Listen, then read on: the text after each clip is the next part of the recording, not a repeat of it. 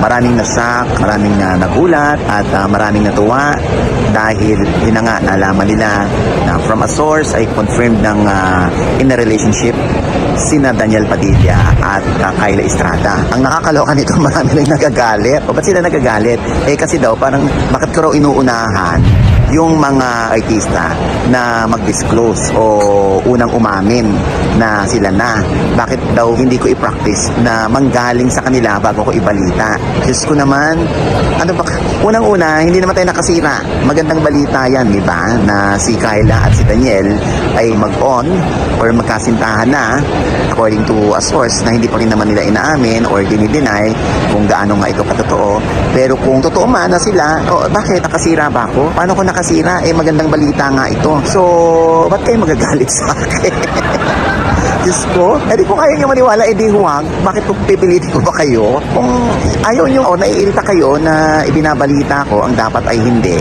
Di kayo na, kayo magbalita o kayo magintay.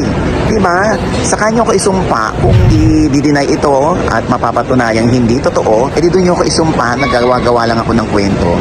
Malinaw nga yung aming ibinalita na according to a source, kinonfirm niya na in a relationship na si Daniel at si Kyla. Bakit ang balita ito? O medyo weird lang kayo dahil na uunahan yung mismong mga may katawan para umamin. Diyos ko ano bang namin, trabaho namin, di ba? Entertainment. O kami ay reporter. O, di ba? Sino ang aasahan kung magbabalita nito? Gano'n naman talaga. Dito sa aming industriya, unahan ng scoop, ika nga. Kung mapapansin niyo, meron ding mga dumadaang balita sa amin na hindi naman nakakarating sa amin, pero nauunahan kami. Pinagagalitan din naman kami. Nauunahan kayo, Ochi. Ba't nahuli kayo sa balita? Meron din namang mga balita na lumabas, tapos sasabihin, bakit ayaw nyo magbigay ng opinion tungkol dito? Bakit ayaw nyo mag-comment? Bakit di ko mambibig nyo sa isyong ito? Hindi ba? Parang, ano ba? Di mag-create kayo ng sarili nyong vlog. Para yung mga gusto nyo na hindi namin nagagawa, kayo nang gumawa. Para masatisfy kayo. Ganun lang naman ang batas ng buhay. Kung ayaw nyo sa amin, di huwag kayong makinig. Huwag kayong manood. Hindi naman namin kayo pinipilit.